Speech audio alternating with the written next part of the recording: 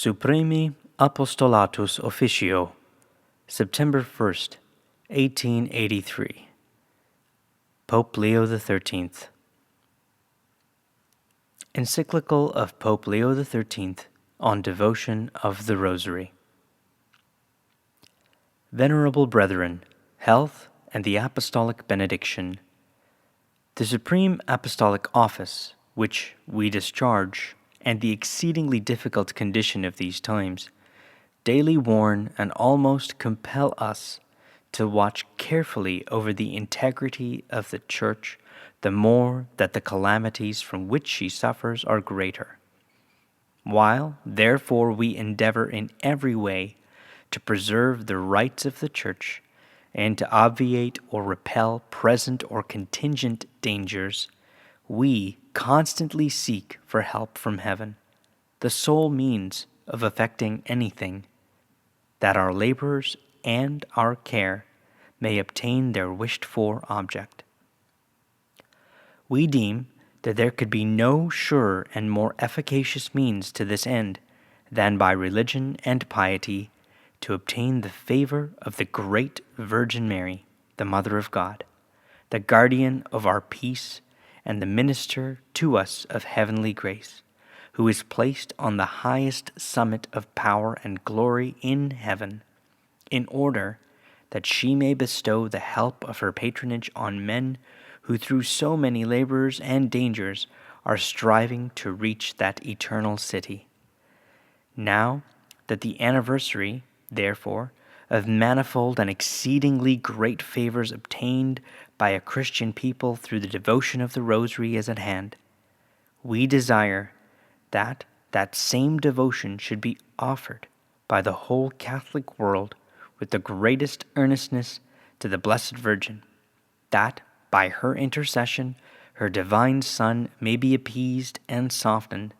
in the evils which afflict us. And therefore we determined, venerable brethren, to dispatch to you these letters in order that, informed of our designs, your authority and zeal might excite the piety of your people to conform themselves to them. It has always been the habit of Catholics in danger and in troublous times to fly for refuge to Mary, and to seek for peace in her maternal goodness,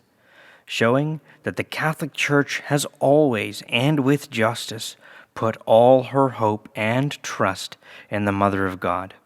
And truly, the Immaculate Virgin, chosen to be the Mother of God, and thereby associated with him in the work of man's salvation, has a favor and power with her Son greater than any human or angelic creature has ever obtained or ever can gain. And as it is her greatest pleasure to grant her help and comfort to those who seek her, it cannot be doubted that she would deign and even be anxious to receive the aspirations of the universal Church. This devotion, so great and so confident, to the august Queen of Heaven has never shone forth with such brilliancy as when the militant Church of God has seemed to be endangered by the violence of heresy spread abroad, or by an intolerable moral corruption, or by the attacks of powerful enemies. Ancient and modern history and the more sacred annals of the Church bear witness to public and private supplications addressed to the Mother of God, to the help she is granted in return, and to the peace and tranquility which she had obtained from God. Hence, her illustrious titles of Helper, Consoler, Mighty in War, Victorious, and Peacegiver. And amongst these is specially to be commemorated that familiar title derived from the Rosary, by which the signal benefits she has gained for the whole of Christendom have been solemnly perpetuated. There is none among you, venerable brethren, who will not remember how great trouble and grief God's holy Church suffered from the Albigensian heretics, who sprung from the sect of the later Manichaeans, and who filled the south of France and other portions of the Latin world with their pernicious errors and carrying everywhere the terror of their arms, strove far and wide to rule by massacre and ruin. Our merciful God, as you know, raised up against these most direful enemies a most holy man, the illustrious parent and founder of the Dominican order. Great in the integrity of his doctrine, in his example of virtue, and by his apostolic labors, he proceeded undauntedly to attack the enemies of the Catholic Church, not by force of arms, but trusting wholly to that devotion which he was the first to institute under the name of the Holy Rosary, which was disseminated through length and breadth of the earth by him and his pupils. Guided, in fact, by divine inspiration and grace, he foresaw that this devotion, like a most powerful warlike weapon, would be the means of putting the enemy to flight, and of confounding their audacity and mad impiety. Such was indeed its result. Thanks to this new method of prayer, when adopted and properly carried out as instituted by the Holy Father Saint Dominic, piety, faith, and union began to return, and the projects and the devices of the heretics to fall to pieces. Many wanderers also returned to the way of salvation, and the wrath of the impious was restrained by the arms of those Catholics who had determined to repel their violence. The efficacy and the power of this devotion was also wondrously exhibited in the 16th century, when the vast forces of the Turks threatened to impose on nearly the whole of Europe the yoke of superstition and barbarism. At that time, the Supreme Pontiff, Saint Pius V, after rousing the sentiment of a common defense among all Christian princes, strove above all with the greatest zeal to obtain for Christendom the favor of the most powerful Mother of God. So noble an example offered to heaven and earth in those times rallied around him all the minds and hearts of the age. And thus Christ's faithful warriors, prepared to sacrifice their life and blood for the salvation of their faith and their country, proceeded undauntedly to meet their foe near the Gulf of Corinth, while those who were unable to take part formed a pious band of supplicants who called on Mary and unitedly saluted her again and again in the words of the Rosary, imploring her to grant the victory to their companions engaged in battle. Our Sovereign Lady did grant her aid, for in the naval battle by the Echinades Islands, the Christian fleet gained a magnificent victory with no great loss to itself, in which the enemy were routed with great slaughter. And it was to preserve the memory of this great boon thus granted that the same most holy pontiff desired that a feast in honor of Our Lady of Victories should celebrate the anniversary of so memorable a struggle.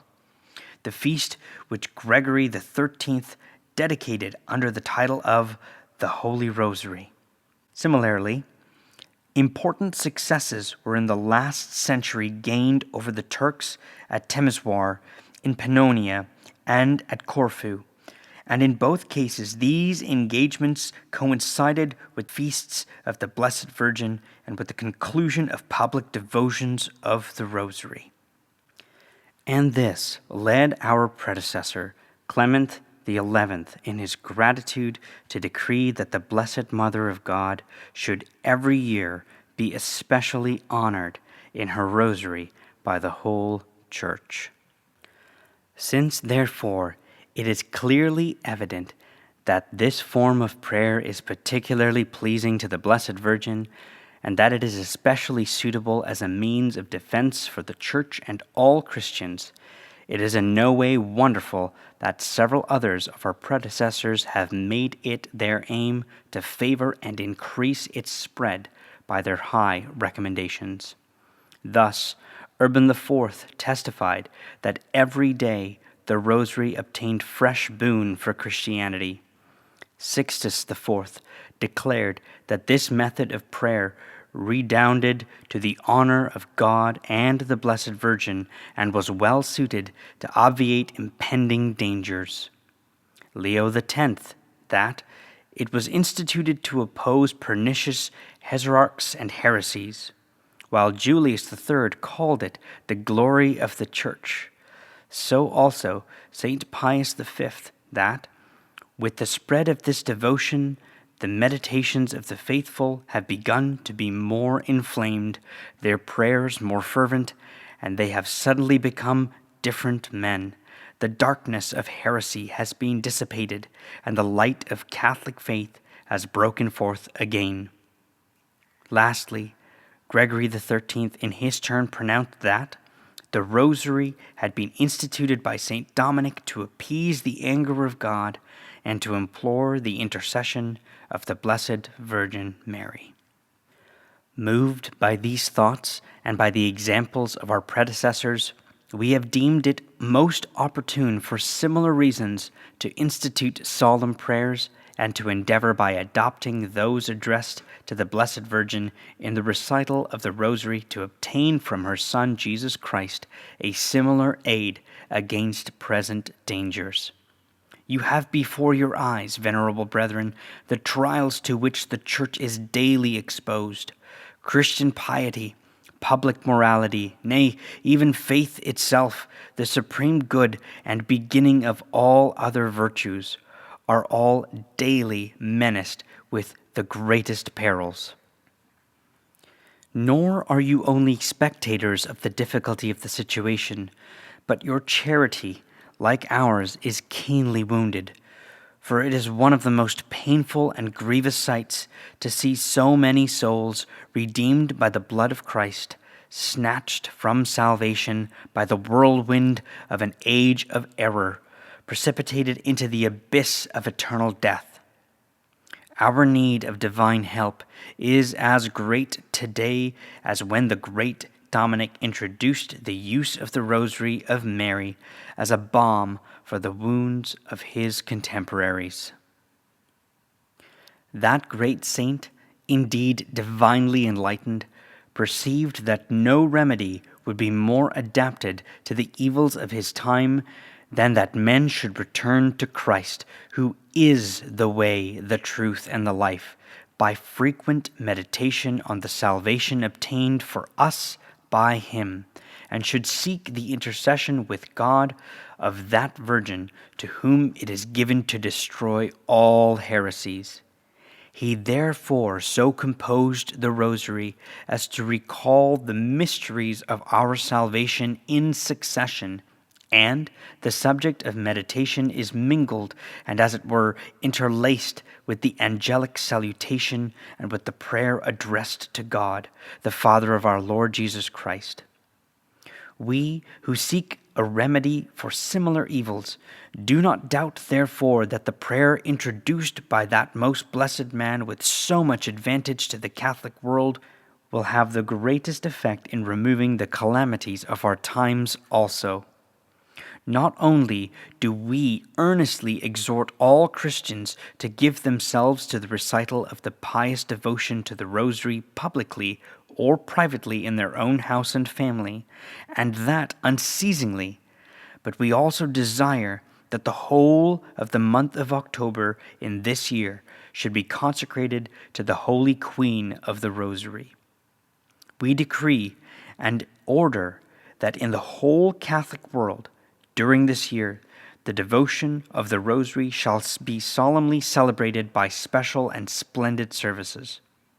From the first day of next October, therefore, until the second day of the November following, in every parish, and, if the ecclesiastical authority deem it opportune and of use, in every chapel dedicated to the Blessed Virgin, let 5 decades of the Rosary be recited with the addition of the Litany of Loretto. We desire that the people should frequent these pious exercises, and we will that either Mass shall be said at the altar, or that the Blessed Sacrament shall be exposed to the adoration of the faithful, benediction being afterwards given with the sacred host to the pious congregation. We highly approve of the confraternities of the Holy Rosary of the Blessed Virgin going in procession, following ancient custom, through the town as a public demonstration of their devotion. And in those places where it is not possible, let it be replaced by more assiduous visits to the church, and let the fervor of piety display itself by a still greater diligence in the exercise of the Christian virtues. In favor of those who shall do as we have above laid down, we are pleased to open the heavenly treasure house of the Church, that they may find therein at once encouragements and rewards for their piety. We therefore grant to all those who in the prescribed space of time shall have taken part in the public recital of the Rosary and the litanies, and shall have prayed for our intention 7 years and 7 times 40 days of indulgence, obtainable each time. We will that those also shall share in these favors who are hindered by a lawful cause from joining in these public prayers of which we have spoken, provided that they shall have practiced those devotions in private, and shall have prayed to God for our intention. We remit all punishments and penalties for sins committed in the form of a pontifical indulgence to all who in the prescribed time, either publicly in the churches or privately at home, when hindered from the former by lawful cause, shall have at least twice practiced these pious exercises, and who shall have, after due confession, approached the holy table. We further grant a plenary indulgence to those who either on the feast of the Blessed Virgin of the Rosary or within its octave, after having similarly purified their souls by a salutary confession, shall have approached the table of Christ and prayed in some church according to our intention to God and the Blessed Virgin for the necessities of the Church. And you, venerable brethren, the more you have at heart the honor of Mary and the welfare of human society, the more diligently apply yourselves to nourish the piety of the people towards the Great Virgin and to increase their confidence in her. We believe it to be part of the designs of Providence that in these times of trial for the Church, the ancient devotion to the august Virgin should live and flourish amid the greatest part of the Christian world. May now the Christian nations, excited by our exhortations and inflamed by your appeals, seek the protection of Mary with an ardor growing greater day by day. Let them cling more and more to the practice of the Rosary, to that devotion which our ancestors were in the habit of practicing not only as an ever-ready remedy for their misfortunes, but as a whole badge of Christian piety. The heavenly patroness of the human race will receive with joy these prayers and supplications, and will easily obtain that the good shall grow in virtue, and that the erring should return to salvation and repent, and that God, who is the avenger of crime, moved to mercy and pity, may deliver Christendom and civil society from all dangers, and restore to them peace so much desired. Encouraged by this hope, we beseech God Himself with the most earnest desire of our heart, through her in whom He has placed the fullness of all good, to grant you, venerable brethren, every gift of heavenly blessing, as an augury and pledge of which we lovingly impart to you, to your clergy, and to the people entrusted to your care, The Apostolic Benediction. Given in Rome at St. Peter's, the 1st of September, 1883, in the 6th year of our pontificate.